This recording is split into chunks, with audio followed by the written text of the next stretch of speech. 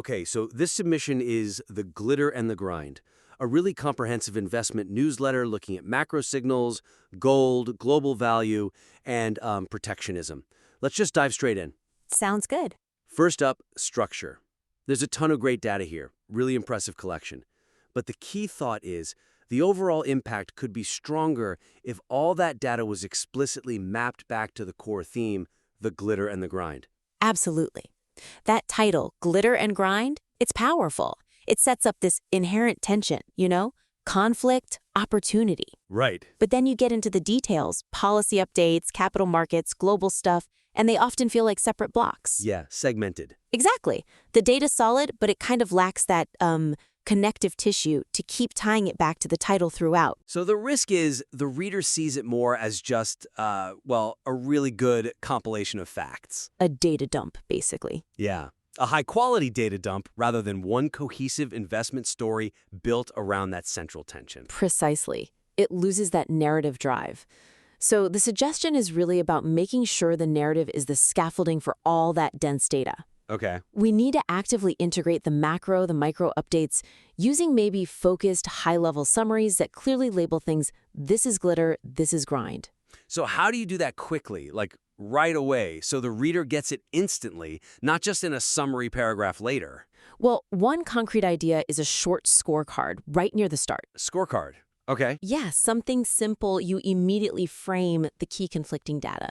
So on the glitter side, you could put that huge gold YTD return, what was it, 69%? Yeah, 69%. Right, put that there, and maybe the big IPO pipeline, the $494 billion, that shows excitement, right? That's a strong contrast to start with, market optimism, versus maybe the underlying economic reality. Exactly. Then, right next to it, you hit them with the grind points. Nominal GDP growth slowing sharply, 8.8% in Q1 FY25. Okay. And that big drop in new project announcements, down 46% year on year. Oof. Yeah.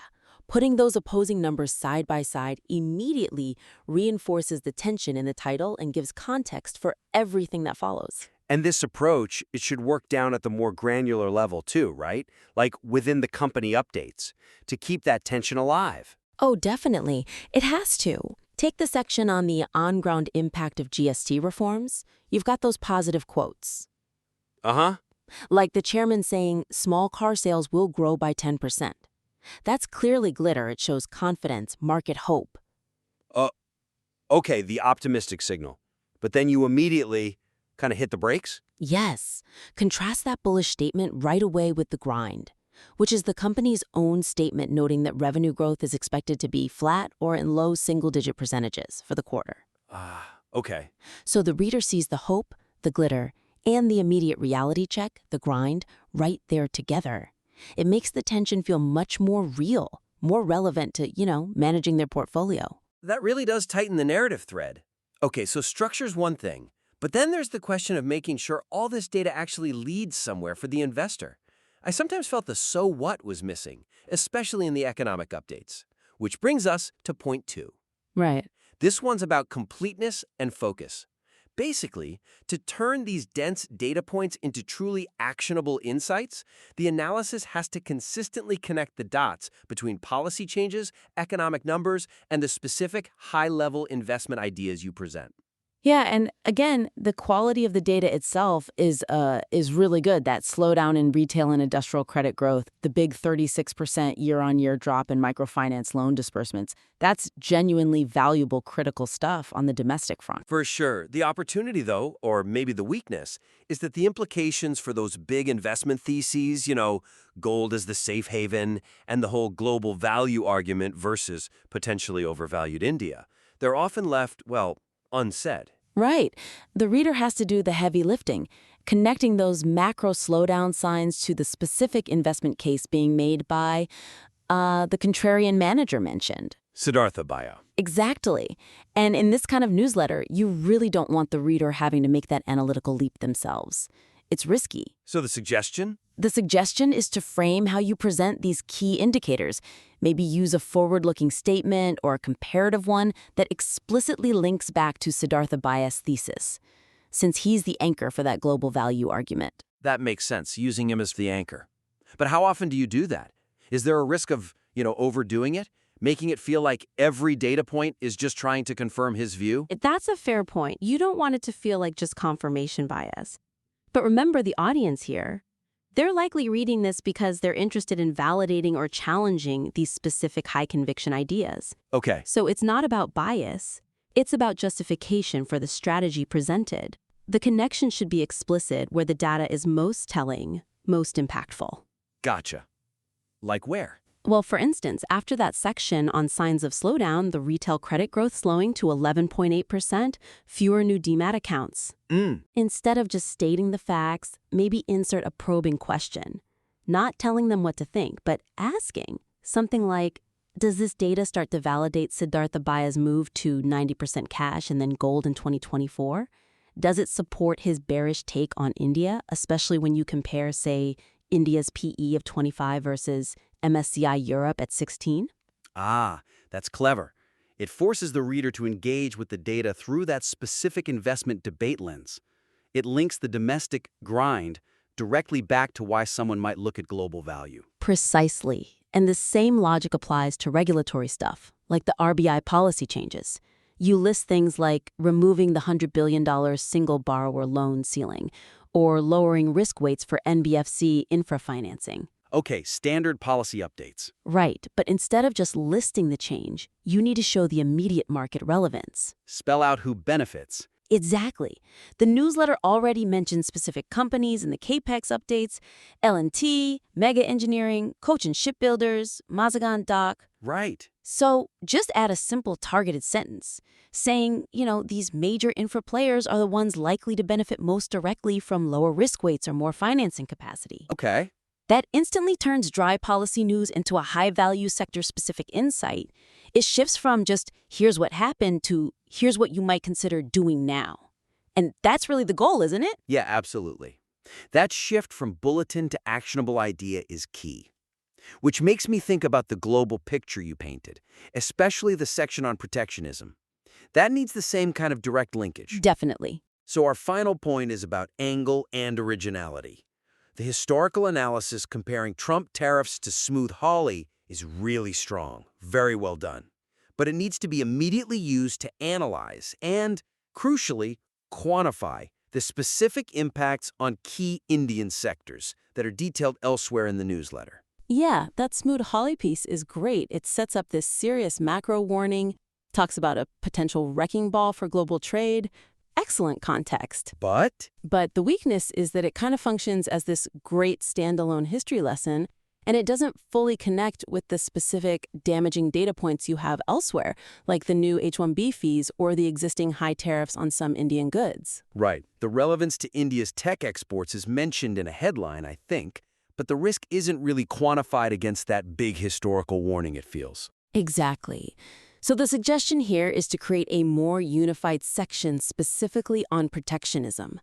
Start with the macro historical warning, the Smoot-Hawley context, but then pivot straight into a quantified risk assessment using the concrete, sector-specific policy data you've already gathered. Make the risk feel immediate and tangible for India. Okay, so how do we make that link more concrete? Give the reader something specific to latch onto, beyond the general historical fear. We need to ask the hard question framed by that historical context. Maybe explicitly ask, does this new $100,000 H-1B fee... Wow, is it really that high? That's the number cited. So does that fee, especially when you pair it with U.S. export growth dropping to a 9-month low of 7.2%, does that combo actually represent the wrecking ball risk that the Smoot-Hawley analysis warned about, specifically for India's vital tech sector? Framing it that way really forces a serious risk calculation. It takes it from tariffs are generally bad to this specific U.S. policy could seriously hurt our main growth engine. Exactly. But importantly, while protectionism is definitely a grinds point, you don't want to paint an entirely bleak picture.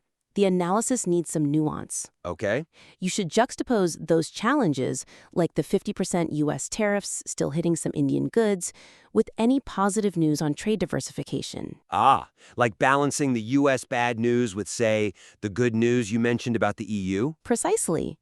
You cited the EU approving 102 more Indian seafood units that could potentially boost exports to the EU by 20%, from about $1.1 billion.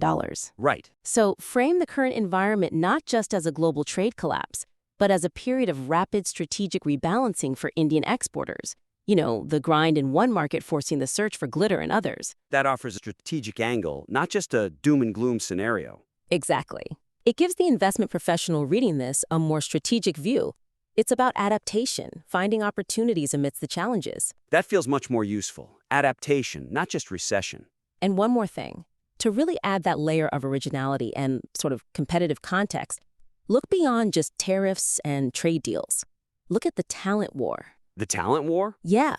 You noted that China is launching this new K visa specifically to attract international STEM talent, and importantly, it doesn't require employer sponsorship. That's a huge deal, especially when you put it next to those incredibly high restrictive-feeling U.S. H-1B fees. It really is. So ask the question directly. Is China's K visa a deliberate strategic countermove to the U.S. tightening up on H-1Bs? See, this isn't just reporting on another country's visa policy. It suggests a deeper geopolitical angle playing out in the global competition for critical human capital. Okay, yeah. And that elevates the analysis. You're moving from just reporting policy shifts to understanding potentially long-term drivers of company performance, especially for export-heavy economies like India. That's a really insightful connection. Framing the H-1B issue not just as a trade hurdle, but as this potential geopolitical talent liability, especially with China making a clear strategic play, that definitely deepens the analysis using the full range of content collected. Absolutely. Look, overall, the raw material here is incredibly strong. The data collection is top-notch. The initial themes are compelling. Right. The next step is really editorial. It's about maximizing the impact by structuring all that great data tightly around the powerful narrative you've already started with Glitter and Grind, and making sure every single data point clearly earns its keep by linking back to the core investment ideas. Makes perfect sense. So, just to quickly recap the three main suggestions we've discussed. First, really lean into that glitter and grind structure. Explicitly categorize data, maybe use that initial scorecard idea to set the stage. Juxtapose the good and the bad clearly. Right. Second, ramp up the so what factor. Consistently connect the economic indicators and policy news directly back to the investment theses, the gold argument, the global value case, and maybe use Siddhartha Baya's views as that explicit anchor point. Okay. And third, synthesize those global protectionism risks.